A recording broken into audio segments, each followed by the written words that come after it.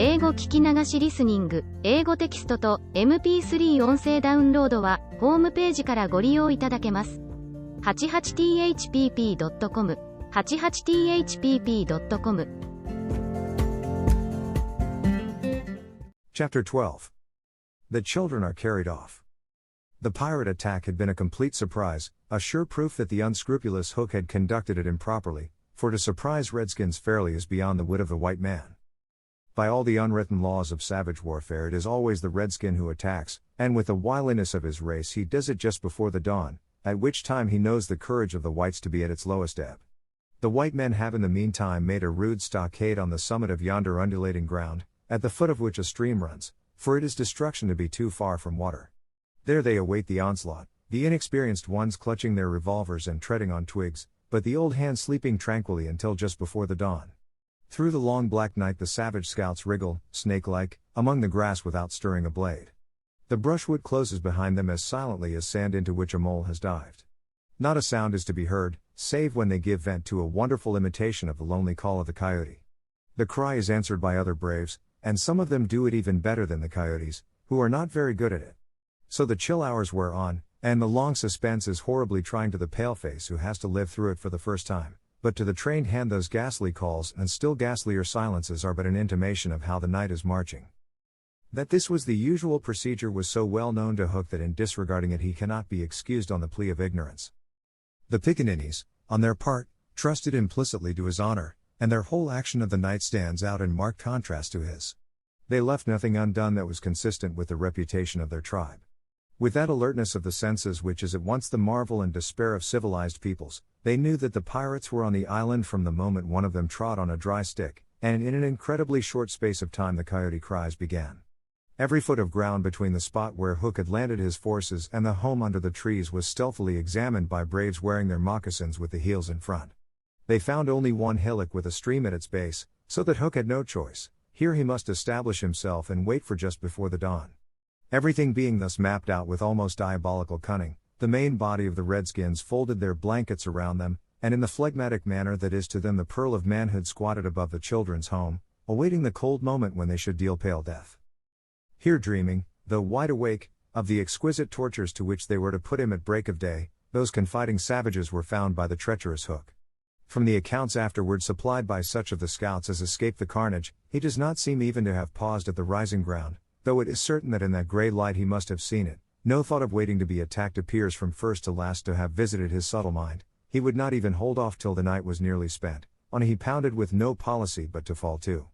What could the bewildered scouts do, masters as they were of every warlike artifice save this one, but trot helplessly after him, exposing themselves fatally to view, the while they gave pathetic utterance to the coyote cry.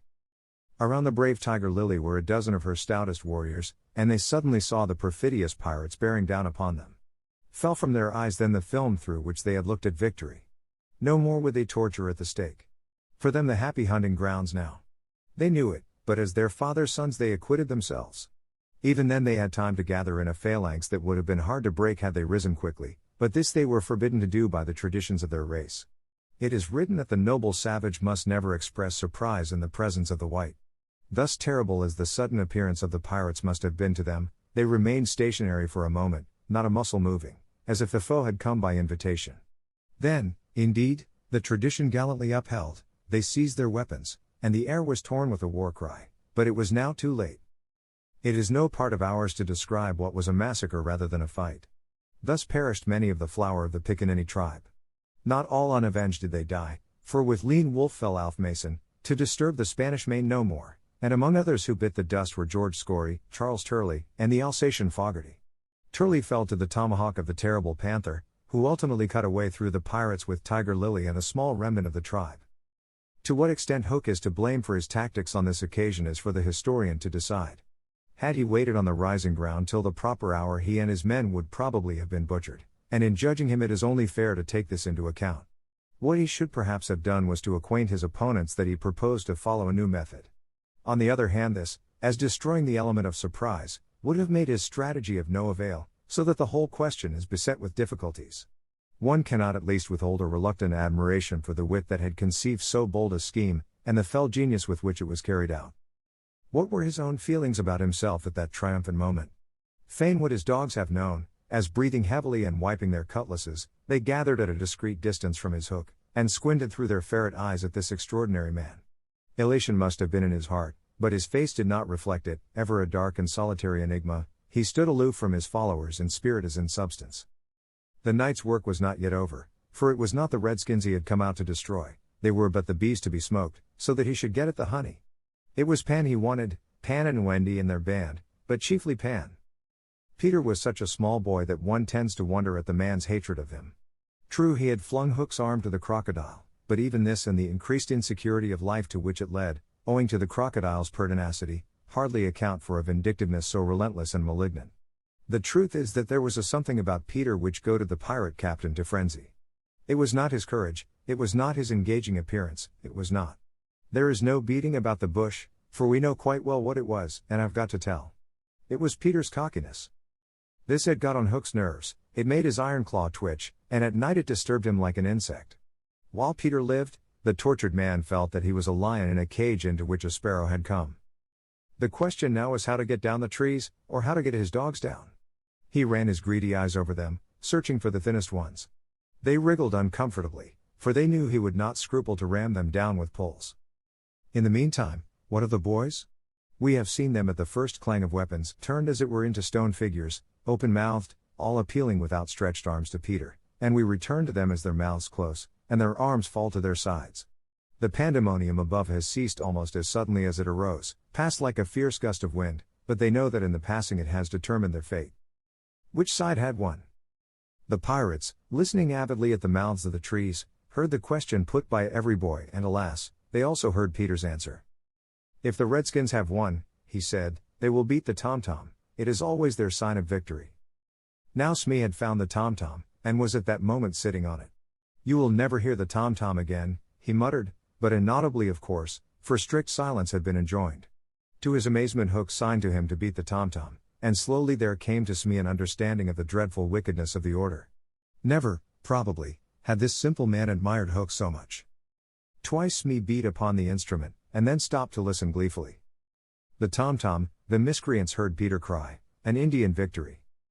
The doomed children answered with a cheer that was music to the black hearts above, and almost immediately they repeated their goodbyes to Peter. This puzzled the pirates, but all their other feelings were swallowed by a base delight that the enemy were about to come up the trees.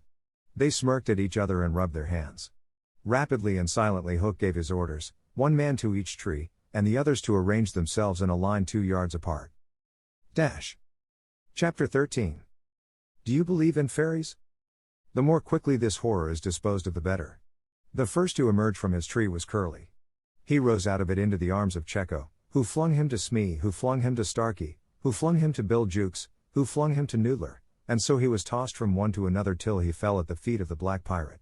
All the boys were plucked from their trees in this ruthless manner, and several of them were in the air at a time, like bales of goods flung from hand to hand. A different treatment was accorded to Wendy, who came last. With ironical politeness Hook raised his hat to her, and, offering her his arm, escorted her to the spot where the others were being gagged. He did it with such an air, he was so frightfully distingué, that she was too fascinated to cry out. She was only a little girl. Perhaps it is telltale to divulge that for a moment Hook entranced her, and we tell on her only because her slip led to strange results. Had she haughtily unhanded him, and we should have loved to write it of her, she would have been hurled through the air like the others, and then Hook would probably not have been present at the tying of the children, and had he not been at the tying he would not have discovered Slightly's secret, and without the secret he could not presently have made his foul attempt on Peter's life. They were tied to prevent their flying away, doubled up with their knees close to their ears, and for the trussing of them the black pirate had cut a rope into 9 equal pieces.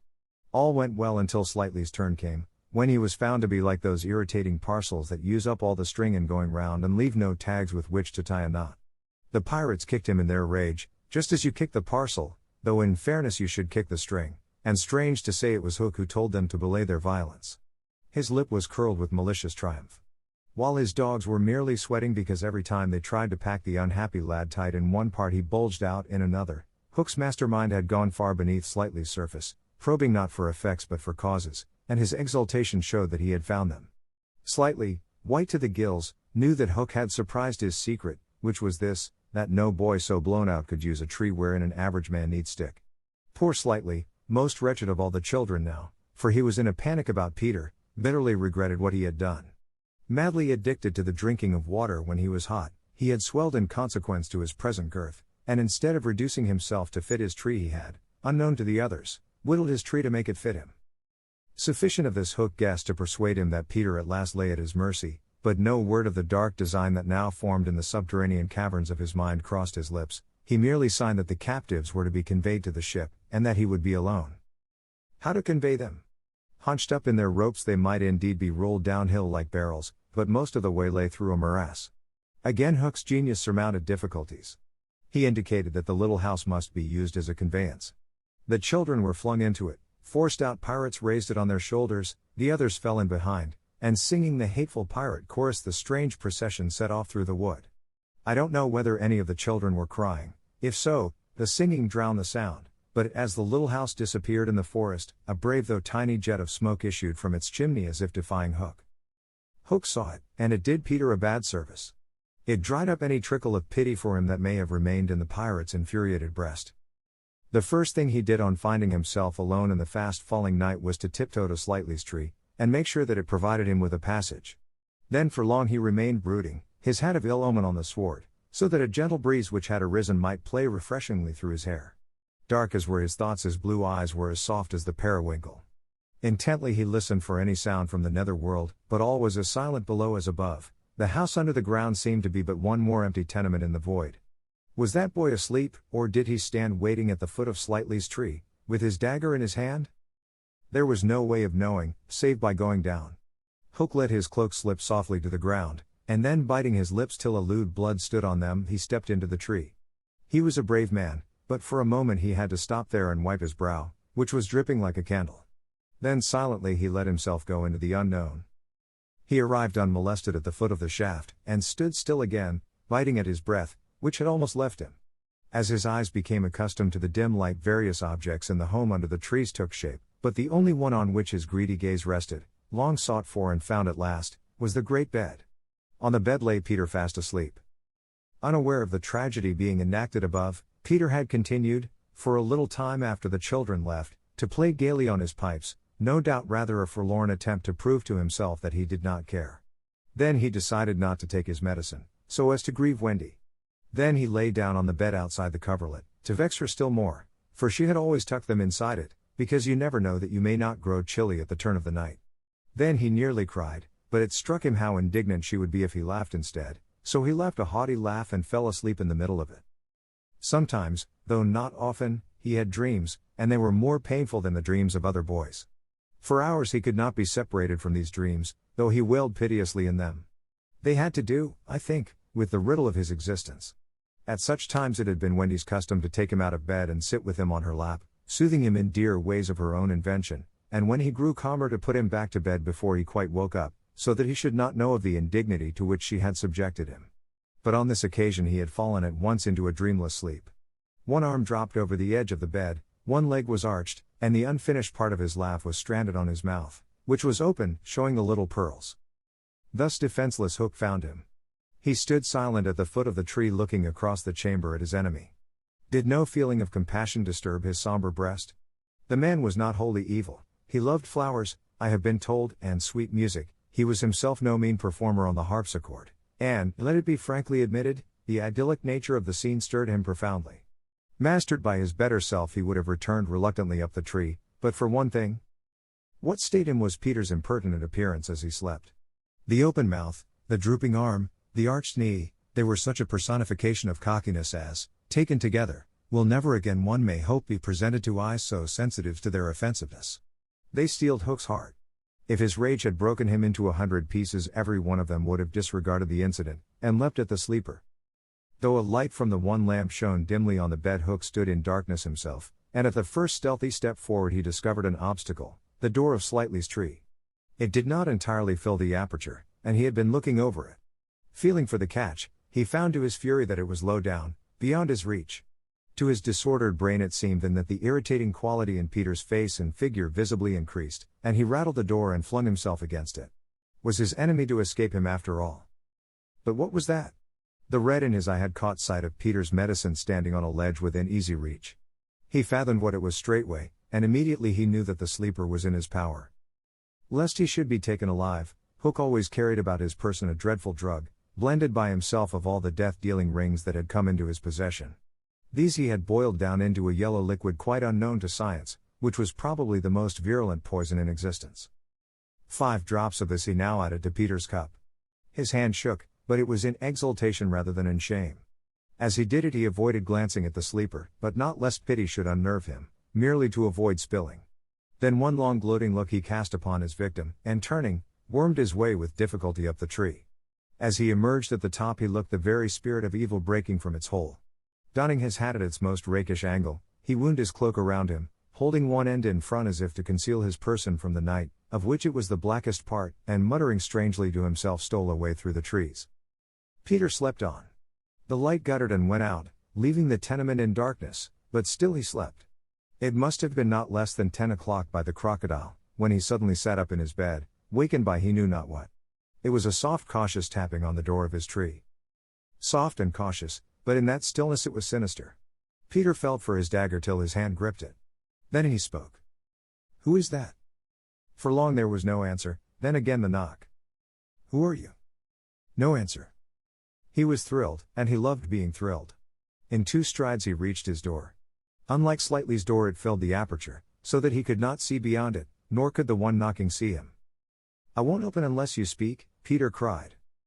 Then at last the visitor spoke, in a lovely bell-like voice. "Let me in, Peter." It was Tink, and quickly he unbarred to her. She flew in excitedly, her face flushed and her dress stained with mud. "What is it?" "Oh, you could never guess," she cried, and offered him 3 guesses. "Out with it," he shouted, and in one ungrammatical sentence, as long as the ribbons conjurers pull from their mouths, she told of the capture of Wendy and the boys. Peter's heart bobbed up and down as he listened. Wendy bound, and on the pirate ship, she who loved everything to be just so. "I'll rescue her," he cried, leaping at his weapons. As he leapt he thought of something he could do to please her. He could take his medicine. His hand closed on the fatal draught. "No!" shrieked Tinker Bell, who had heard Hook muttering about his deed as he sped through the forest. "Why not?" "It is poisoned." "Poisoned? Who could have poisoned it?" "Hook." "Don't be silly. How could Hook have got down here?" Alas, Tinker Bell could not explain this, for even she did not know the dark secret of Slightly's tree. Nevertheless Hook's words had left no room for doubt. The cup was poisoned. "Besides," said Peter, quite believing himself, "I never fell asleep." He raised the cup. No time for words now, time for deeds, and with one of her lightning movements Tink got between his lips and the draught, and drained it to the dregs. "Why, Tink, how dare you drink my medicine?" But she did not answer. Already she was reeling in the air. "What is the matter with you?" cried Peter, suddenly afraid. "It was poison, Peter," she told him softly, "and now I am going to be dead." "Oh Tink, did you drink it to save me?" "Yes." "But why, Tink?" Her wings would scarcely carry her now, but in reply she alighted on his shoulder and gave his chin a loving bite. She whispered in his ear, "You silly ass," and then, tottering to her chamber, lay down on the bed. His head almost filled the 4th wall of her little room as he knelt near her in distress. Every moment her light was growing fainter, and he knew that if it went out she would be no more. She liked his tears so much that she put out her beautiful finger and let them run over it. Her voice was so low that at first he could not make out what she said. Then he made it out. She was saying that she thought she could get well again if children believed in fairies. Peter flung out his arms. There were no children there, and it was night time, but he addressed all who might be dreaming of the Neverland, and who were therefore nearer to him than you think, boys and girls in their nighties, and naked papooses in their baskets hung from trees. "Do you believe?" he cried. Tink sat up in bed almost briskly to listen to her fate. She fancied she heard answers in the affirmative, and then again she wasn't sure. "What do you think?" she asked Peter. "If you believe," he shouted to them, "clap your hands, don't let Tink die." Many clapped. Some didn't. A few little beasts hissed. The clapping stopped suddenly, as if countless mothers had rushed to their nurseries to see what on earth was happening, but already Tink was saved. First her voice grew strong, then she popped out of bed, then she was flashing through the room more merry and impudent than ever. She never thought of thanking those who believed, but she would have liked to get at the ones who had hissed. And now to rescue Wendy. The moon was riding in a cloudy heaven when Peter rose from his tree, begirt with weapons and wearing little else, to set out upon his perilous quest. It was not such a night as he would have chosen. He had hoped to fly, keeping not far from the ground so that nothing unwanted should escape his eyes, but in that fitful light to have flown low would have meant trailing his shadow through the trees, thus disturbing the birds and acquainting a watchful foe that he was astir. He regretted now that he had given the birds of the island such strange names that they are very wild and difficult of approach. There was no other course but to press forward in redskin fashion, at which happily he was an adept. But in what direction? For he could not be sure that the children had been taken to the ship.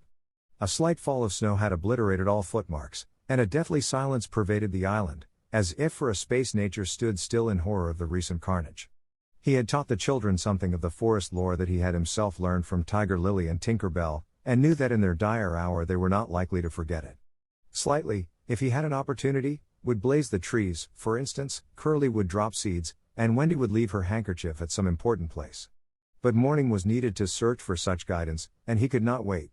The upper world had called him, but would give no help. The crocodile passed him, but not another living thing, not a sound, not a movement, and yet he knew well that sudden death might be at the next tree, or stalking him from behind. He swore this terrible oath, hook or me this time. Now he crawled forward like a snake, and again, erect, he darted across a space on which the moonlight played, one finger on his lip and his dagger at the ready. He was frightfully happy. Chapter 14. The Pirate Ship. One green light squinting over Kidd's Creek, which is near the mouth of the Pirate River, marked where the brig, the Jolly Roger, lay, low in the water, a rakish-looking craft foul to the hull, every beam in her detestable like ground strewn with mangled feathers. She was the cannibal of the seas, and scarce needed that watchful eye, for she floated immune in the horror of her name. She was wrapped in the blanket of night, through which no sound from her could have reached the shore. There was little sound, and none agreeable save the whir of the ship's sewing machine at which Smee sat, ever industrious and obliging, the essence of the commonplace, pathetic Smee. I know not why he was so infinitely pathetic, unless it were because he was so pathetically unaware of it, but even strong man had to turn hastily from looking at him, and more than once on summer evenings he had touched the fount of Hook's tears and made it flow. Of this, as of almost everything else, Smee was quite unconscious. A few of the pirates leaned over the bulwarks drinking in the miasma of the night, others sprawled by barrels over games of dice and cards, and the exhausted four who had carried the little house lay prone on the deck, where even in their sleep they rolled skillfully to this side or that out of Hook's reach, lest he should claw them mechanically in passing. Hook trod the deck in thought. Oh man unfathomable! It was his hour of triumph. Peter had been removed forever from his path, and all the other boys were on the brig, about to walk the plank. It was his grimmest deed since the days when he had brought barbecue to heel, and knowing as we do how vain a tabernacle is man, could we be surprised had he now paced the deck unsteadily, bellied out by the winds of his success? But there was no elation in his gait, which kept pace with the action of his somber mind. Hook was profoundly dejected. He was often thus when communing with himself on board ship in the quietude of the night. It was because he was so terribly alone. This inscrutable man never felt more alone than when surrounded by his dogs. They were socially so inferior to him. Hook was not his true name. To reveal who he really was would even at this date set the country in a blaze, but as those who read between the lines must already have guessed, he had been at a famous public school, and its traditions still clung to him like garments, with which indeed they are largely concerned. Thus it was offensive to him even now to board a ship in the same dress in which he grappled her, and he still adhered in his walk to the school's distinguished slouch. But above all he retained the passion for good form. Good form. However much he may have degenerated, he still knew that this is all that really matters. From far within him he heard a creaking as of rusty portals, and through them came a stern tap tap tap, like hammering in the night when one cannot sleep. Have you been good form today? Was their eternal question. Fame, fame, that glittering bauble, it is mine, he cried. Is it quite good form to be distinguished at anything? The tap tap from his school replied. I am the only man whom barbecue feared, he urged, and Flint himself feared barbecue. Barbecue, Flint, what house? Came the cutting retort. Most disquieting reflection of all, was it not bad form to think about good form? His vitals were tortured by this problem. It was a claw within him sharper than the iron one, and as it tore him, the perspiration dripped down his tallow countenance and streaked his doublet. Ofttimes he drew his sleeve across his face, but there was no damming that trickle. Ah, envy not Hook. There came to him a presentiment of his early dissolution. It was as if Peter's terrible oath had boarded the ship, Hook felt a gloomy desire to make his dying speech, lest presently there should be no time for it. Better for Hook, he cried, if he had had less ambition. It was in his darkest hours only that he referred to himself in the third person. No little children love me. Strange that he should think of this, which had never troubled him before. Perhaps the sewing machine brought it to his mind. For long he muttered to himself, staring at Smee, who was hemming placidly, under the conviction that all children feared him. Feared him. Feared Smee. There was not a child on board the brig that night who did not already love him. He had said horrid things to them and hit them with the palm of his hand, because he could not hit with his fist, but they had only clung to him the more. Michael had tried on his spectacles to tell poor Smee that they thought him lovable. Hook itched to do it, but it seemed too brutal. Instead, he revolved this mystery in his mind: why did they find Smee lovable? He pursued the problem like the sleuth hound that he was. If Smee was lovable, what was it that made him so? A terrible answer suddenly presented itself: good form? Had the bosun good form without knowing it, which is the best form of all? He remembered that you have to prove you don't know you have it before you are eligible for pop. With a cry of rage he raised his iron hand over Smee's head, but he did not tear. What arrested him was this reflection. To claw a man because he is good form, what would that be? Bad form. The unhappy Hook was as impotent as he was damp, and he fell forward like a cut flower. His dogs thinking him out of the way for a time, discipline instantly relaxed, and they broke into a bacchanalian dance, which brought him to his feet at once, all traces of human weakness gone, as if a bucket of water had passed over him. Quiet, you scugs, he cried, or I'll cast anchor in you, and at once the din was hushed. Are all the children chained, so that they cannot fly away? Then hoist them up. The wretched prisoners were dragged from the hold, all except Wendy, and ranged in line in front of him. For a time he seemed unconscious of their presence.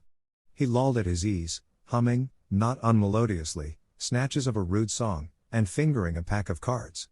Ever and anon the light from his cigar gave a touch of color to his face. Now then, bullies, he said briskly, 6 of you walk the plank tonight, but I have room for 2 cabin boys. Which of you is it to be? Don't irritate him unnecessarily, had been Wendy's instructions in the hold, so Toodles stepped forward politely. Toodles hated the idea of signing under such a man, but an instinct told him that it would be prudent to lay the responsibility on an absent person, and though a somewhat silly boy, he knew that mothers alone are always willing to be the buffer. All children know this about mothers, and despise them for it, but make constant use of it. So Toodles explained prudently, you see, sir, I don't think my mother would like me to be a pirate. Would your mother like you to be a pirate, Slightly? He winked at Slightly, who said mournfully, I don't think so, as if he wished things had been otherwise. Would your mother like you to be a pirate, Twin? I don't think so, said the first twin, as clever as the others. Nibs, would. Stow this gab, roared Hook, and the spokesmen were dragged back. You, boy, he said, addressing John, you look as if you had a little pluck in you. Didst never want to be a pirate, my hearty? Now John had sometimes experienced this hankering at maths prep, and he was struck by Hook's picking him out. I once thought of calling myself Red-Handed Jack, he said diffidently. And a good name too. We'll call you that here, bully, if you join. What do you think, Michael? Asked John. What would you call me if I join? Michael demanded. Blackbeard Joe. Michael was naturally impressed. What do you think, John? He wanted John to decide, and John wanted him to decide. Shall we still be respectful subjects of the king? John inquired. Through Hook's teeth came the answer, you would have to swear, down with the king. Perhaps John had not behaved very well so far, but he shone out now. Then I refuse, he cried, banging the barrel in front of Hook. And I refuse, cried Michael. Rule Britannia. Squeaked Curly. The infuriated pirates buffeted them in the mouth, and Hook roared out, that seals your doom. Bring up their mother. Get the plank ready. They were only boys, and they went white as they saw Jukes and Checo preparing the fatal plank. But they tried to look brave when Wendy was brought up. No words of mine can tell you how Wendy despised those pirates. To the boys there was at least some glamour in the pirate calling, but all that she saw was that the ship had not been scrubbed for years. There was not a porthole, on the grimy glass of which you might not have written with your finger dirty pig, and she had already written it on several. But as the boys gathered round her she had no thought, of course, save for them. So, my beauty, said Hook, as if he spoke in syrup, you are to see your children walk the plank. Fine gentleman though he was, the intensity of his communings had soiled his ruff, and suddenly he knew that she was gazing at it. With a hasty gesture he tried to hide it, but he was too late. "Are they to die?" asked Wendy, with a look of such frightful contempt that he nearly fainted. "They are," he snarled. "Silence all," he called gloatingly, for a mother's last words to her children. At this moment Wendy was grand. "These are my last words, dear boys," she said firmly. "I feel that I have a message to you from your real mothers, and it is this: we hope our sons will die like English gentlemen." Even the pirates were awed, and Toodles cried out hysterically, "I am going to do what my mother hopes." "What are you to do, Nibs?" "What my mother hopes." "What are you to do, Twin?" "What my mother hopes." "John, what are?" But Hook had found his voice again. "Tie her up," he shouted. It was Smee who tied her to the mast. "See here, honey," he whispered, "I'll save you if you promise to be my mother." But not even for Smee would she make such a promise. "I would almost rather have no children at all," she said disdainfully. It is sad to know that not a boy was looking at her as Smee tied her to the mast. The eyes of all were on the plank, that last little walk they were about to take. They were no longer able to hope that they would walk it manfully, for the capacity to think had gone from them. They could stare and shiver only. Hook smiled on them with his teeth closed, and took a step toward Wendy. His intention was to turn her face so that she should see the boys walking the plank one by one. But he never reached her, he never heard the cry of anguish he hoped to wring from her. He heard something else instead. It was the terrible tick-tick of the crocodile. They all heard it, pirates, boys, Wendy, and immediately every head was blown in one direction, not to the water whence the sound proceeded, but toward Hook. All knew that what was about to happen concerned him alone, and that from being actors they were suddenly become spectators. Very frightful was it to see the change that came over him. It was as if he had been clipped at every joint. He fell in a little heap. The sound came steadily nearer, and in advance of it came this ghastly thought: the crocodile is about to board the ship. Even the iron claw hung inactive, as if knowing that it was no intrinsic part of what the attacking force wanted. Left so fearfully alone, any other man would have lain with his eyes shut where he fell, but the gigantic brain of Hook was still working, and under its guidance he crawled on his knees along the deck as far from the sound as he could go. The pirates respectfully cleared a passage for him, and it was only when he brought up against the bulwarks that he spoke. "Hide me," he cried hoarsely. They gathered round him, all eyes averted from the thing that was coming aboard. They had no thought of fighting it. It was fate. Only when Hook was hidden from them did curiosity loosen the limbs of the boys so that they could rush to the ship's side to see the crocodile climbing it. Then they got the strangest surprise of this night of nights, for it was no crocodile that was coming to their aid. It was Peter. He signed to them not to give vent to any cry of admiration that might rouse suspicion. Then he went on ticking. Chapter 15. Hook or me this time. Odd things happen to all of us on our way through life without our noticing for a time that they have happened. Thus, to take an instance, we suddenly discover that we have been deaf in one ear for we don't know how long, but, say, half an hour. Now such an experience had come that night to Peter. When last we saw him he was stealing across the island with one finger to his lips and his dagger at the ready. He had seen the crocodile pass by without noticing anything peculiar about it, but by and by he remembered that it had not been ticking. At first he thought this eerie, but soon he concluded rightly that the clock had run down. Without giving a thought to what might be the feelings of a fellow creature thus abruptly deprived of its closest companion, Peter at once considered how he could turn the catastrophe to his own use, and he decided to tick so that wild beasts should believe he was the crocodile and let him pass unmolested. He ticked superbly, but with one unforeseen result. The crocodile was among those who heard the sound, and it followed him, though whether with the purpose of regaining what it had lost, or merely as a friend under the belief that it was again ticking itself, will never be certainly known, for, like all slaves to a fixed idea, it was a stupid beast. Peter reached the shore without mishap, and went straight on, his legs encountering the water as if quite unaware that they had entered a new element. Thus many animals pass from land to water, but no other human of whom I know. As he swam he had but one thought: Hook or me this time. He had ticked so long that he now went on ticking without knowing that he was doing it. Had he known he would have stopped, for to board the brig by the help of the tick, though an ingenious idea, had not occurred to him. On the contrary, he thought he had scaled her side as noiseless as a mouse, and he was amazed to see the pirates cowering from him, with Hook in their midst as abject as if he had heard the crocodile. The crocodile. No sooner did Peter remember it than he heard the ticking. At first he thought the sound did come from the crocodile, and he looked behind him swiftly. Then he realized that he was doing it himself, and in a flash he understood the situation. How clever of me, he thought at once, and signed to the boys not to burst into applause. It was at this moment that Ed Taint the quartermaster emerged from the forecastle and came along the deck. Now, reader, time what happened by your watch. Peter struck true and deep. John clapped his hands on the ill-fated pirate's mouth to stifle the dying groan. He fell forward. 4 boys caught him to prevent the thud. Peter gave the signal, and the carrion was cast overboard. There was a splash, and then silence. How long has it taken? 1. Slightly had begun to count.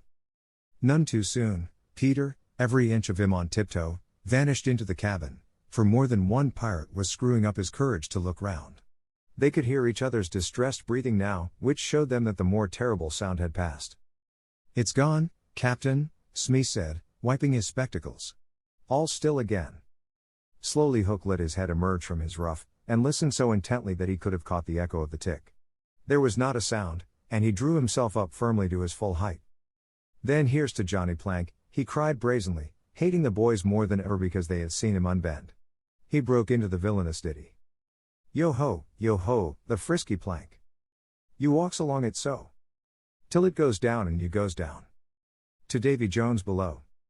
To terrorize the prisoners the more, though with a certain loss of dignity, he danced along an imaginary plank, grimacing at them as he sang, and when he finished he cried, Do you want a touch of the cat before you walk the plank? At that they fell on their knees. No, they cried so piteously that every pirate smiled. Fetch the cat, Jukes, said Hook, it's in the cabin. The cabin. Peter was in the cabin. The children gazed at each other. Said Jukes blithely, and he strode into the cabin. They followed him with their eyes, they scarce knew that Hook had resumed his song, his dogs joining in with him. Yo ho, the scratching cat. Its tails are 9, you know. And when they're rid upon your back. What was the last line will never be known, for of a sudden the song was stayed by a dreadful screech from the cabin. It wailed through the ship, and died away. Then was heard a crowing sound which was well understood by the boys, but to the pirates was almost more eerie than the screech. What was that? Cried Hook. 2, said slightly solemnly. The Italian Cecco hesitated for a moment and then swung into the cabin. He tottered out, haggard. What's the matter with Bill Jukes, you dog? Hissed Hook, towering over him. The matter why him is he's dead, stabbed, replied Cecco in a hollow voice. Bill Jukes dead? Cried the startled pirates. The cabin's as black as a pit, Cecco said, almost gibbering, but there is something terrible in there, the thing you heard crowing. The exultation of the boys, the lowering looks of the pirates, both were seen by Hook. Cecco, he said in his most steely voice, go back and fetch me out that doodle-doo. Cecco, bravest of the brave, cowered before his captain, crying no, but Hook was purring to his claw. Did you say you would go, Cecco? He said musingly. Cecco went, first flinging up his arms despairingly. There was no more singing, all listened now, and again came a death screech and again a crow. No one spoke except slightly. 3, he said. Hook rallied his dogs with a gesture. Steeth and odds fish, he thundered, who is to bring me that doodle-doo? Wait till Cecco comes out, growled Starkey, and the others took up the cry. I think I heard you volunteer, Starkey, said Hook, purring again. No, by thunder. Starkey cried. My Hook thinks you did, said Hook, crossing to him. I wonder if it would not be advisable, Starkey, to humor the Hook? I'll swing before I go in there, replied Starkey doggedly, and again he had the support of the crew. Is it mutiny? Asked Hook more pleasantly than ever. Starkey's ringleader. Captain, mercy, Starkey whimpered, all of a tremble now. Shake hands, Starkey, said Hook, proffering his claw. Starkey looked round for help, but all deserted him. As he backed Hook advanced, and now the red spark was in his eye. With a despairing scream the pirate leapt upon Long Tom and precipitated himself into the sea. 4, said slightly. And now, Hook asked courteously, did any other gentleman say mutiny? Seizing a lantern and raising his claw with a menacing gesture, I'll bring out that doodle-doo myself, he said, and sped into the cabin. 5. How slightly longed to say it. He wetted his lips to be ready, but Hook came staggering out without his lantern. Something blew out the light, he said a little unsteadily. Something, echoed Mullins. What of Cecco? Demanded Noodler. He's as dead as Jukes, said Hook shortly. His reluctance to return to the cabin impressed them all unfavorably, and the mutinous sounds again broke forth. All pirates are superstitious, and Cookson cried, "They do say the surest sign a ship's accursed is when there's one on board more than can be accounted for." "I've heard," muttered Mullins, "he always boards the pirate craft at last." "Had he a tail, Captain?" "They say," said another, looking viciously at Hook, "that when he comes it's in the likeness of the wickedest man aboard." "Had he a hook, Captain?" asked Cookson insolently, and one after another took up the cry, "The ship's doomed." At this the children could not resist raising a cheer. Hook had well nigh forgotten his prisoners, but as he swung round on them now his face lit up again. "Lads," he cried to his crew, "here's a notion. Open the cabin door and drive them in. Let them fight the doodle-doo for their lives. If they kill him, we're so much the better. If he kills them, we're none the worse." For the last time his dogs admired Hook, and devotedly they did his bidding. The boys, pretending to struggle, were pushed into the cabin and the door was closed on them. "Now, listen," cried Hook, and all listened. But not one dared to face the door.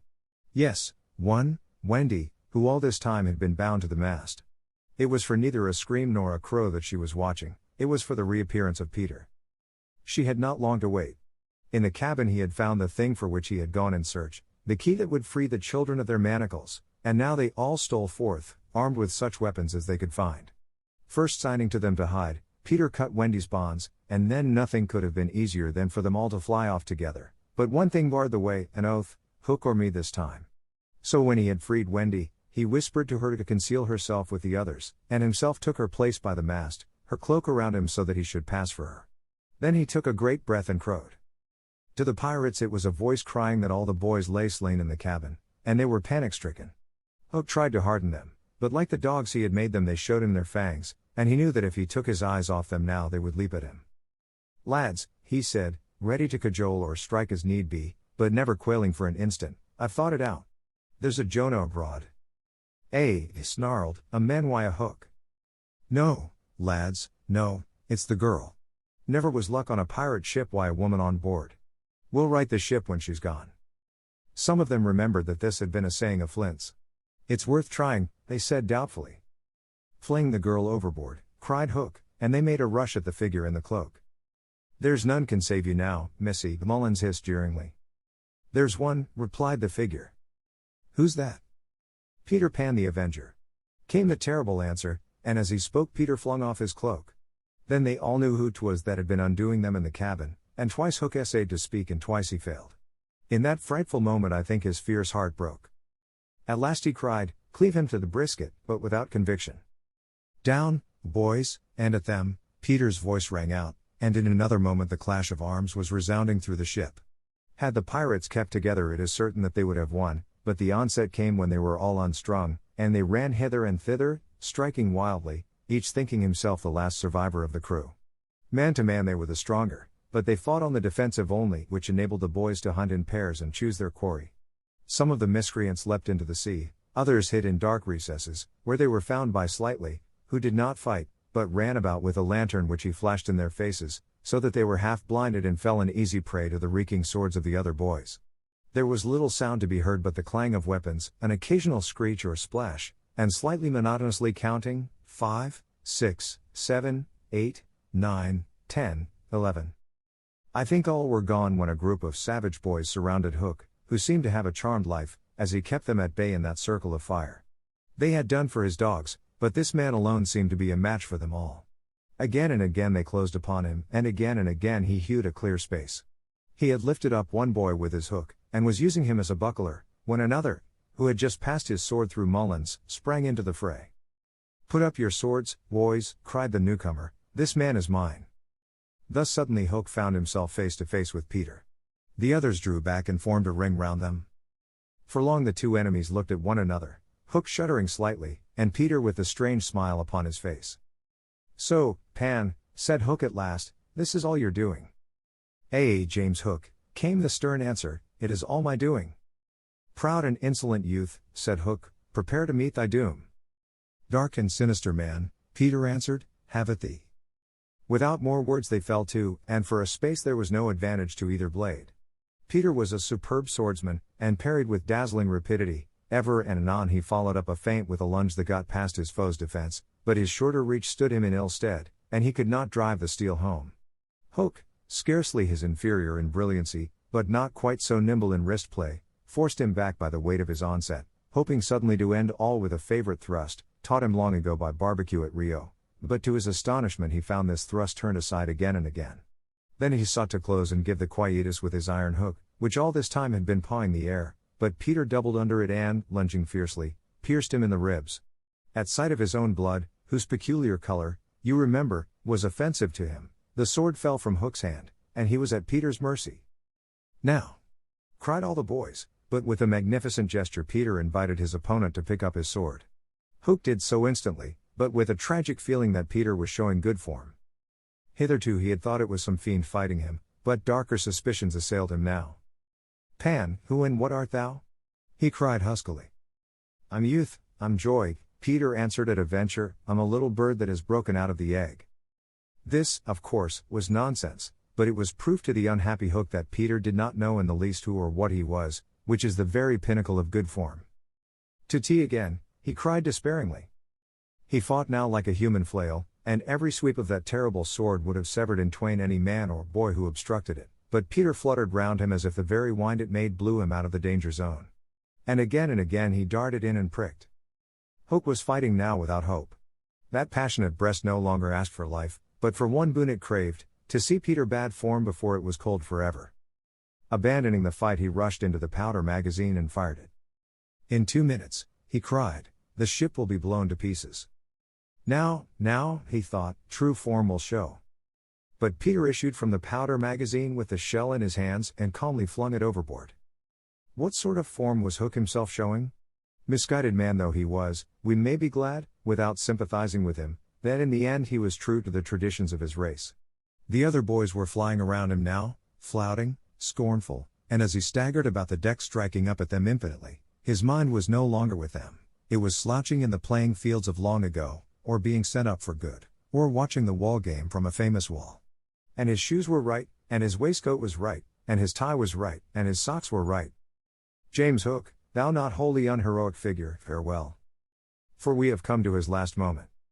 Seeing Peter slowly advancing upon him through the air with dagger poised, he sprang upon the bulwarks to cast himself into the sea.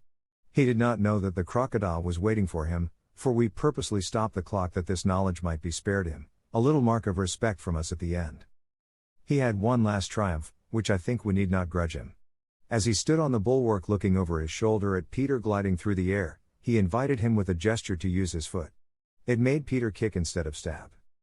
At last Hook had got the boon for which he craved. "Bad form," he cried jeeringly, and went content to the crocodile. Thus perished James Hook.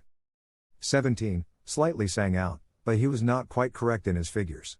15 paid the penalty for their crimes that night, but 2 reached the shore, Starkey to be captured by the Redskins, who made him nurse for all their papooses, a melancholy come down for a pirate, and Smee, who henceforth wandered about the world in his spectacles, making a precarious living by saying he was the only man that James Hook had feared.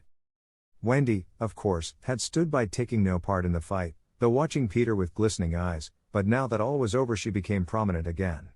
She praised them equally, and shuddered delightfully when Michael showed her the place where he had killed one, and then she took them into Hook's cabin and pointed to his watch which was hanging on a nail.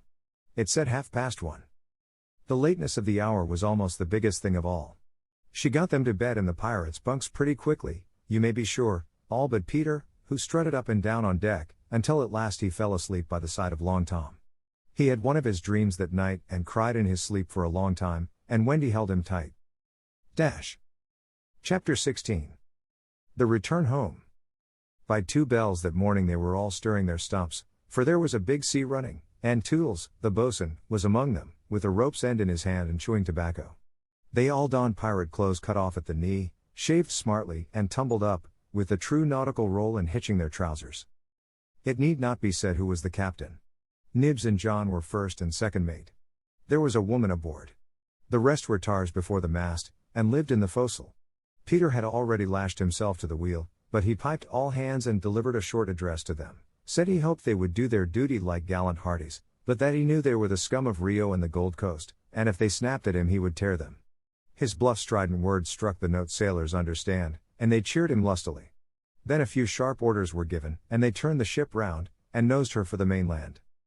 Captain Pan calculated, after consulting the ship's chart, that if this weather lasted they should strike the Azores about the 21st of June, after which it would save time to fly. Some of them wanted it to be an honest ship and others were in favor of keeping it a pirate, but the captain treated them as dogs, and they dared not express their wishes to him even in a round robin. Instant obedience was the only safe thing. Slightly got a dozen for looking perplexed when told to take soundings. The general feeling was that Peter was honest just now to lull Wendy's suspicions, but that there might be a change when the new suit was ready, which, against her will, she was making for him out of some of Hook's wickedest garments. It was afterwards whispered among them that on the first night he wore this suit he sat long in the cabin with Hook's cigar holder in his mouth and one hand clenched, all but the forefinger, which he bent and held threateningly aloft like a hook. Instead of watching the ship, however, we must now return to that desolate home from which 3 of our characters had taken heartless flight so long ago. It seems a shame to have neglected number 14 all this time, and yet we may be sure that Mrs. Darling does not blame us. If we had returned sooner to look with sorrowful sympathy at her, she would probably have cried, "Don't be silly, what do I matter? Do go back and keep an eye on the children. So long as mothers are like this their children will take advantage of them, and they may lay to that." Even now we venture into that familiar nursery only because its lawful occupants are on their way home. We are merely hurrying on in advance of them to see that their beds are properly aired and that Mr. and Mrs. Darling do not go out for the evening. We are no more than servants. Why on earth should their beds be properly aired, seeing that they left them in such a thankless hurry? Would it not serve them jolly well right if they came back and found that their parents were spending the weekend in the country? It would be the moral lesson they have been in need of ever since we met them, but if we contrive things in this way Mrs. Darling would never forgive us. One thing I should like to do immensely, and that is to tell her, in the way authors have, that the children are coming back, that indeed they will be here on Thursday week. This would spoil so completely the surprise to which Wendy and John and Michael are looking forward. They have been planning it out on the ship, mother's rapture, father's shout of joy, Nana's leap through the air to embrace them first, when what they ought to be preparing for is a good hiding. How delicious to spoil it all by breaking the news in advance, so that when they enter grandly Mrs. Darling may not even offer Wendy her mouth, and Mr. Darling may exclaim pettishly, "Dash it all, here are those boys again." However, we should get no thanks even for this. We are beginning to know Mrs. Darling by this time, and may be sure that she would upbraid us for depriving the children of their little pleasure. But, my dear madam, it is 10 days till Thursday week, so that by telling you what's what, we can save you 10 days of unhappiness. Yes, but at what a cost? By depriving the children of 10 minutes of delight. Oh, if you look at it in that way. What other way is there in which to look at it? You see, the woman had no proper spirit. I had meant to say extraordinarily nice things about her, but I despise her, and not one of them will I say now. She does not really need to be told to have things ready, for they are ready. All the beds are aired, and she never leaves the house, and observe, the window is open. For all the use we are to her, we might go back to the ship. However, as we are here we may as well stay and look on. That is all we are, lookers on. Nobody really wants us. So let us watch and say jaggy things, in the hope that some of them will hurt. The only change to be seen in the night nursery is that between 9 and 6 the kennel is no longer there. When the children flew away, Mr. Darling felt in his bones that all the blame was his for having chained Nana up, and that from first to last she had been wiser than he. Of course, as we have seen, he was quite a simple man, indeed he might have passed for a boy again if he had been able to take his baldness off, but he had also a noble sense of justice and a lion courage to do what seemed right to him, and having thought the matter out with anxious care after the flight of the children, he went down on all fours and crawled into the kennel. To all Mrs. Darling's dear invitations to him to come out he replied sadly but firmly, "No, my own one, this is the place for me." In the bitterness of his remorse he swore that he would never leave the kennel until his children came back. Of course this was a pity, but whatever Mr. Darling did he had to do in excess, otherwise he soon gave up doing it. And there never was a more humble man than the once proud George Darling, as he sat in the kennel of an evening talking with his wife of their children and all their pretty ways. Very touching was his deference to Nana. He would not let her come into the kennel, but on all other matters he followed her wishes implicitly. Every morning the kennel was carried with Mr. Darling in it to a cab, which conveyed him to his office, and he returned home in the same way at 6. Something of the strength of character of the man will be seen if we remember how sensitive he was to the opinion of neighbors, this man whose every movement now attracted surprised attention. Inwardly he must have suffered torture, but he preserved a calm exterior even when the young criticized his little home, and he always lifted his hat courteously to any lady who looked inside. It may have been quixotic, but it was magnificent. Soon the inward meaning of it leaked out, and the great heart of the public was touched. Crowds followed the cab, cheering it lustily, charming girls scaled it to get his autograph, interviews appeared in the better class of papers, and society invited him to dinner and added, "Do come in the kennel." On that eventful Thursday week Mrs. Darling was in the night nursery awaiting George's return home, a very sad-eyed woman. Now that we look at her closely and remember the gaiety of her in the old days, all gone now just because she has lost her babes, I find I won't be able to say nasty things about her after all. If she was too fond of her rubbishy children she couldn't help it. Look at her in her chair, where she has fallen asleep. The corner of her mouth, where one looks first, is almost withered up. Her hand moves restlessly on her breast as if she had a pain there. Some like Peter best and some like Wendy best, but I like her best. Suppose, to make her happy, we whisper to her in her sleep that the brats are coming back. They are really within 2 miles of the window now and flying strong, but all we need whisper is that they are on the way. Let's. It is a pity we did it, for she has started up, calling their names, and there is no one in the room but Nana. Oh Nana, I dreamt my dear ones had come back. Nana had filmy eyes, but all she could do was to put her paw gently on her mistress's lap, and they were sitting together thus when the kennel was brought back. As Mr. Darling puts his head out at it to kiss his wife, we see that his face is more worn than of yore, but has a softer expression. He gave his hat to Liza, who took it scornfully, for she had no imagination, and was quite incapable of understanding the motives of such a man. Outside, the crowd who had accompanied the cab home were still cheering, and he was naturally not unmoved. "Listen to them," he said, "it is very gratifying." "Lot of little boys," sneered Liza. There were several adults today, he assured her with a faint flush, but when she tossed her head he had not a word of reproof for her. Social success had not spoiled him, it had made him sweeter. For some time he sat half out of the kennel, talking with Mrs. Darling of this success, and pressing her hand reassuringly when she said she hoped his head would not be turned by it. "But if I had been a weak man," he said. "Good heavens, if I had been a weak man." "And, George," she said timidly, "you are as full of remorse as ever, aren't you?" "Full of remorse as ever, dearest. See my punishment, living in a kennel." "But it is punishment, isn't it, George? You are sure you are not enjoying it?" "My love." You may be sure she begged his pardon, and then, feeling drowsy, he curled round in the kennel. "Won't you play me to sleep?" he asked, "on the nursery piano?" And as she was crossing to the day nursery he added thoughtlessly, "And shut that window. I feel a draught." "Oh George, never ask me to do that. The window must always be left open for them, always, always." Now it was his turn to beg her pardon, and she went into the day nursery and played, and soon he was asleep, and while he slept, Wendy and John and Michael flew into the room. "Oh no. We have written it so, because that was the charming arrangement planned by them before we left the ship, but something must have happened since then, for it is not they who have flown in, it is Peter and Tinker Bell." Peter's first words tell all. "Quick, Tink," he whispered, "close the window, bar it. That's right. Now you and I must get away by the door, and when Wendy comes she will think her mother has barred her out, and she will have to go back with me." Now I understand what had hitherto puzzled me, why when Peter had exterminated the pirates he did not return to the island and leave Tink to escort the children to the mainland. This trick had been in his head all the time. Instead of feeling that he was behaving badly he danced with glee, then he peeped into the day nursery to see who was playing. He whispered to Tink, "It's Wendy's mother. She is a pretty lady, but not so pretty as my mother.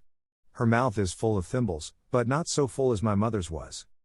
Of course he knew nothing whatever about his mother, but he sometimes bragged about her. He did not know the tune, which was Home, Sweet Home, but he knew it was saying, "Come back, Wendy, Wendy, Wendy," and he cried exultantly, "You will never see Wendy again, lady, for the window is barred." He peeped in again to see why the music had stopped, and now he saw that Mrs. Darling had laid her head on the box, and that 2 tears were sitting on her eyes. "She wants me to unbar the window," thought Peter, "but I won't, not I." He peeped again, and the tears were still there, or another 2 had taken their place. "She's awfully fond of Wendy," he said to himself. He was angry with her now for not seeing why she could not have Wendy. The reason was so simple, "I'm fond of her too. We can't both have her, lady." But the lady would not make the best of it, and he was unhappy. He ceased to look at her, but even then she would not let go of him. He skipped about and made funny faces, but when he stopped it was just as if she were inside him knocking. "Oh, all right," he said at last, and gulped. Then he unbarred the window. "Come on, Tink," he cried, with a frightful sneer at the laws of nature, "we don't want any silly mothers," and he flew away. Thus Wendy and John and Michael found the window open for them after all, which of course was more than they deserved. They alighted on the floor, quite unashamed of themselves, and the youngest one had already forgotten his home. "John," he said, looking around him doubtfully, "I think I have been here before." "Of course you have, you silly. There is your old bed." "So it is," Michael said, but not with much conviction. "I say," cried John, "the kennel." And he dashed across to look into it. "Perhaps Nana is inside it," Wendy said. But John whistled. "Hello," he said, "there's a man inside it." "It's Father!" exclaimed Wendy. "Let me see Father," Michael begged eagerly, and he took a good look. "He is not so big as the pirate I killed," he said with such frank disappointment that I am glad Mr. Darling was asleep. It would have been sad if those had been the first words he heard his little Michael say. Wendy and John had been taken aback somewhat at finding their father in the kennel. "Surely," said John, like one who had lost faith in his memory, "he used not to sleep in the kennel?" "John," Wendy said falteringly, "perhaps we don't remember the old life as well as we thought we did." A chill fell upon them, and served them right. "It is very careless of Mother," said that young scoundrel John, "not to be here when we come back." It was then that Mrs. Darling began playing again. "It's Mother!"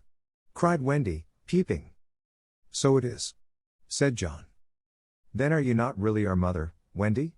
asked Michael, who was surely sleepy. "Oh dear!" exclaimed Wendy, with her first real twinge of remorse, "it was quite time we came back." "Let us creep in," John suggested, and put our hands over her eyes. But Wendy, who saw that they must break the joyous news more gently, had a better plan. "Let us all slip into our beds, and be there when she comes in, just as if we had never been away." And so when Mrs. Darling went back to the night nursery to see if her husband was asleep, all the beds were occupied. The children waited for her cry of joy, but it did not come. She saw them, but she did not believe they were there.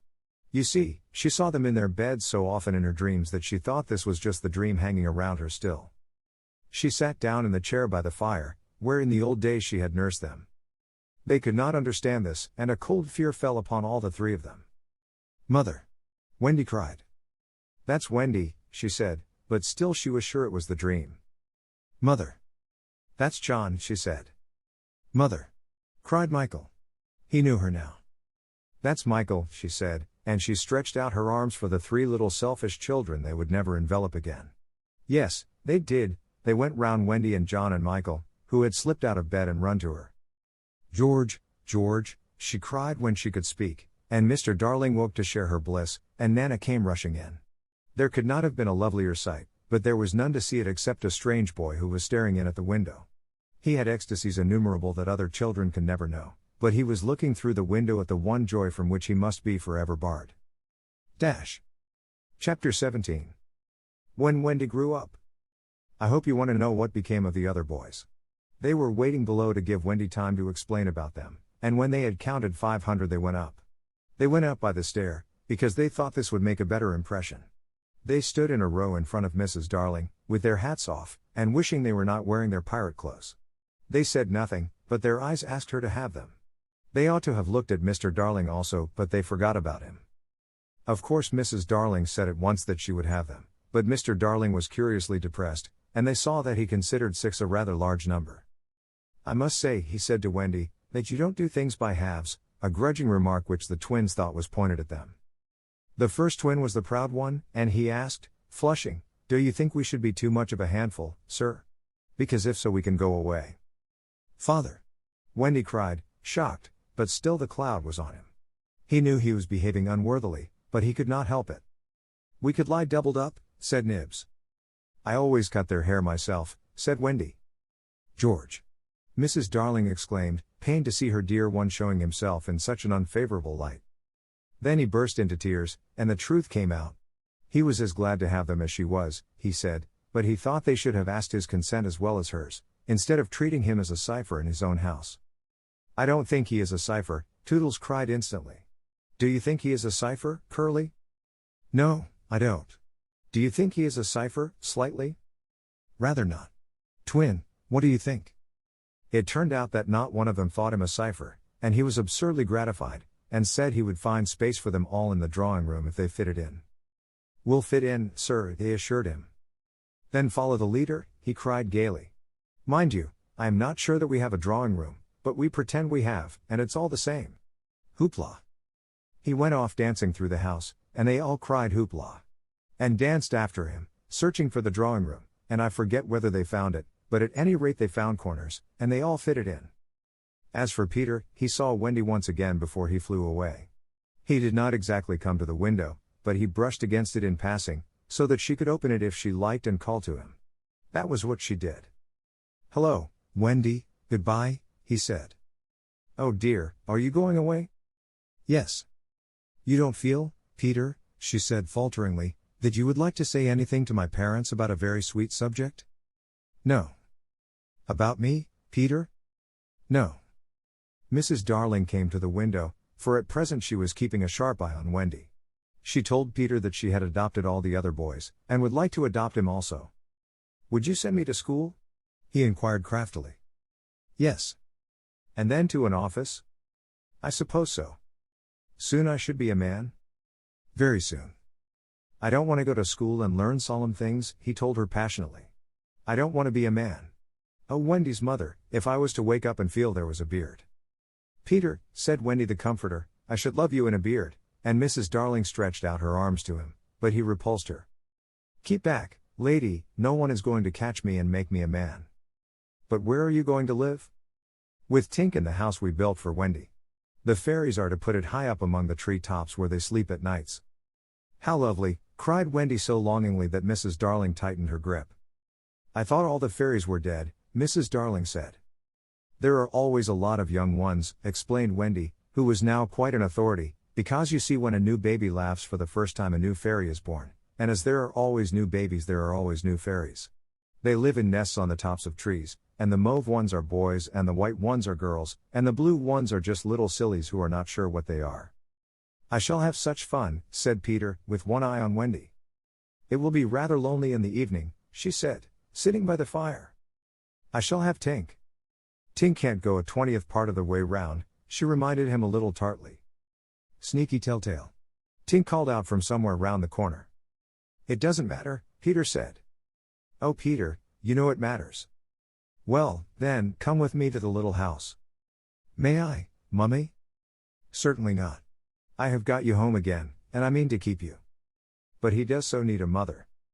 "So do you, my love." "Oh, all right," Peter said, as if he had asked her from politeness merely, but Mrs. Darling saw his mouth twitch, and she made this handsome offer, to let Wendy go to him for a week every year to do his spring cleaning. Wendy would have preferred a more permanent arrangement, and it seemed to her that spring would be long in coming, but this promise sent Peter away quite gay again. He had no sense of time, and was so full of adventures that all I have told you about him is only a halfpenny worth of them. I suppose it was because Wendy knew this that her last words to him were these rather plaintive ones. "You won't forget me, Peter, will you, before spring cleaning time comes?" Of course Peter promised, and then he flew away. He took Mrs. Darling's kiss with him. The kiss that had been for no one else Peter took quite easily. Funny. But she seemed satisfied. Of course all the boys went to school, and most of them got into class 3, but Slightly was put first into class 4. And then into class V. Class I is the top class. Before they had attended school a week they saw what goats they had been not to remain on the island, but it was too late now, and soon they settled down to being as ordinary as you or me or Jenkins Minor. It is sad to have to say that the power to fly gradually left them. At first Nana tied their feet to the bedposts so that they should not fly away in the night, and one of their diversions by day was to pretend to fall off buses, but by and by they ceased to tug at their bonds in bed, and found that they hurt themselves when they let go of the bus. In time they could not even fly after their hats. Want of practice, they called it, but what it really meant was that they no longer believed. Michael believed longer than the other boys, though they jeered at him, so he was with Wendy when Peter came for her at the end of the first year. She flew away with Peter in the frock she had woven from leaves and berries in the Neverland, and her one fear was that he might notice how short it had become, but he never noticed, he had so much to say about himself. She had looked forward to thrilling talks with him about old times, but new adventures had crowded the old ones from his mind. "Who is Captain Hook?" he asked with interest when she spoke of the archenemy. "Don't you remember?" she asked, amazed. "Had you killed him and saved all our lives?" I forget them after I kill them, he replied carelessly. When she expressed a doubtful hope that Tinker Bell would be glad to see her, he said, "Who is Tinker Bell?" "Oh, Peter," she said, shocked, but even when she explained he could not remember. "There are such a lot of them," he said. "I expect she is no more." I expect he was right, for fairies don't live long, but they are so little that a short time seems a good while to them. Wendy was pained too to find that the past year was but as yesterday to Peter. It had seemed such a long year of waiting to her. But he was exactly as fascinating as ever, and they had a lovely spring cleaning in the little house on the treetops. Next year he did not come for her. She waited in a new frock because the old one simply would not meet, but he never came. "Perhaps he is ill," Michael said. "You know he is never ill." Michael came close to her and whispered, with a shiver, "Perhaps there is no such person, Wendy." And then Wendy would have cried if Michael had not been crying. Peter came next spring cleaning, and the strange thing was that he never knew he had missed a year. That was the last time the girl Wendy ever saw him. For a little longer she tried for his sake not to have growing pains, and she felt she was untrue to him when she got a prize for general knowledge. But the years came and went without bringing the careless boy, and when they met again Wendy was a married woman, and Peter was no more to her than a little dust in the box in which she had kept her toys. Wendy was grown up. You need not be sorry for her. She was one of the kind that likes to grow up. In the end she grew up of her own free will a day quicker than other girls. All the boys were grown up and done for by this time, so it is scarcely worth while saying anything more about them. You may see the twins and Nibs and Curly any day going to an office, each carrying a little bag and an umbrella. Michael is an engine driver. Slightly married a lady of title, and so he became a lord. You see that judge in a wig coming out at the iron door? That used to be Toodles. The bearded man who doesn't know any story to tell his children was once John. Wendy was married in white with a pink sash. It is strange to think that Peter did not alight in the church and forbid the banns. Years rolled on again, and Wendy had a daughter. This ought not to be written in ink but in a golden splash. She was called Jane, and always had an odd inquiring look, as if from the moment she arrived on the mainland she wanted to ask questions. When she was old enough to ask them they were mostly about Peter Pan. She loved to hear of Peter, and Wendy told her all she could remember in the very nursery from which the famous flight had taken place. It was Jane's nursery now, for her father had bought it at the 3%. From Wendy's father, who was no longer fond of stairs. Mrs. Darling was now dead and forgotten. There were only 2 beds in the nursery now, Jane's and her nurse's, and there was no kennel, for Nana also had passed away. She died of old age, and at the end she had been rather difficult to get on with, being very firmly convinced that no one knew how to look after children except herself. Once a week Jane's nurse had her evening off, and then it was Wendy's part to put Jane to bed. That was the time for stories. It was Jane's invention to raise the sheet over her mother's head and her own, thus making a tent, and in the awful darkness to whisper. "What do we see now?" "I don't think I see anything tonight," says Wendy, with a feeling that if Nana were here she would object to further conversation. "Yes, you do," says Jane, "you see when you were a little girl." "That is a long time ago, sweetheart," says Wendy. "Ah me, how time flies." "Does it fly?" asks the artful child, "the way you flew when you were a little girl?" "The way I flew. Do you know, Jane, I sometimes wonder whether I ever did really fly." "Yes, you did. The dear old days when I could fly." "Why can't you fly now, mother?" "Because I am grown up, dearest. When people grow up they forget the way." "Why do they forget the way?" "Because they are no longer gay and innocent and heartless. It is only the gay and innocent and heartless who can fly." "What is gay and innocent and heartless?" "I do wish I was gay and innocent and heartless." Or perhaps Wendy admits that she does see something. "I do believe," she says, "that it is this nursery." "I do believe it is," says Jane. "Go on." They are now embarked on the great adventure of the night when Peter flew in looking for his shadow. "The foolish fellow," says Wendy, "tried to stick it on with soap, and when he could not he cried, and that woke me, and I sewed it on for him." "You have missed a bit," interrupts Jane, who now knows the story better than her mother.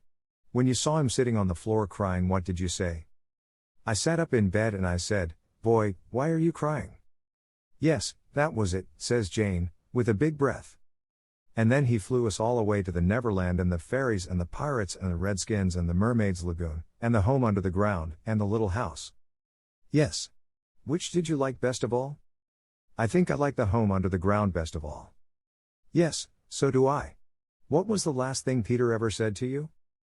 The last thing he ever said to me was, just always be waiting for me, and then some night you will hear me crowing. Yes. But, alas, he forgot all about me. Wendy said it with a smile. She was as grown up as that. What did his crow sound like? Jane asked one evening. It was like this, Wendy said, trying to imitate Peter's crow. No, it wasn't, Jane said gravely, it was like this, and she did it ever so much better than her mother. Wendy was a little startled. My darling, how can you know? I often hear it when I am sleeping, Jane said. Ah yes, many girls hear it when they are sleeping, but I was the only one who heard it awake. Lucky you, said Jane. And then one night came the tragedy. It was the spring of the year, and the story had been told for the night, and Jane was now asleep in her bed. Wendy was sitting on the floor, very close to the fire, so as to see to darn, for there was no other light in the nursery, and while she sat darning she heard a crow. Then the window blew open as of old, and Peter dropped on the floor. He was exactly the same as ever, and Wendy saw at once that he still had all his first teeth. He was a little boy, and she was grown up. She huddled by the fire not daring to move, helpless and guilty, a big woman. Hello, Wendy, he said, not noticing any difference, for he was thinking chiefly of himself, and in the dim light her white dress might have been the nightgown in which he had seen her first. Hello, Peter, she replied faintly, squeezing herself as small as possible. Something inside her was crying, woman, woman, let go of me. Hello, where is John? He asked, suddenly missing the third bed. John is not here now, she gasped. Is Michael asleep? He asked, with a careless glance at Jane. Yes, she answered, and now she felt that she was untrue to Jane as well as to Peter. That is not Michael, she said quickly, lest a judgment should fall on her. Peter looked. Hello, is it a new one? Yes. Boy or girl? Girl. Now surely he would understand, but not a bit of it. Peter, she said, faltering, are you expecting me to fly away with you? Of course, that is why I have come. He added a little sternly, have you forgotten that this is spring cleaning time? She knew it was useless to say that he had let many spring cleaning times pass. I can't come, she said apologetically, I have forgotten how to fly. I'll soon teach you again. Oh Peter, don't waste the fairy dust on me. She had risen, and now at last a fear assailed him. What is it? He cried, shrinking. I will turn up the light, she said, and then you can see for yourself. For almost the only time in his life that I know of, Peter was afraid. Don't turn up the light, he cried. She let her hands play in the hair of the tragic boy. She was not a little girl heartbroken about him, she was a grown woman smiling at it all, but they were wet smiles. Then she turned up the light, and Peter saw. He gave a cry of pain, and when the tall beautiful creature stooped to lift him in her arms he drew back sharply. What is it? He cried again. She had to tell him. I am old, Peter. I am ever so much more than 20. I grew up long ago. You promised not to. I couldn't help it. I am a married woman, Peter. No, you're not. Yes, and the little girl in the bed is my baby. No, she's not. But he supposed she was, and he took a step towards the sleeping child with his dagger upraised. Of course he did not strike.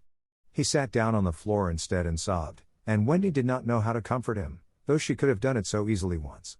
She was only a woman now, and she ran out of the room to try to think.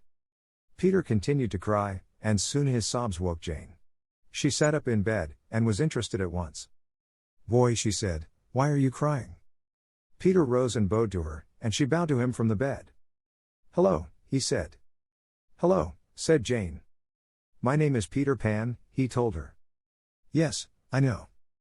I came back for my mother, he explained, to take her to the Neverland. Yes, I know, Jane said, I've been waiting for you. When Wendy returned diffidently she found Peter sitting on the bedpost crowing gloriously, while Jane in her nightie was flying round the room in solemn ecstasy. She is my mother, Peter explained, and Jane descended and stood by his side, with the look on her face that he liked to see on ladies when they gazed at him.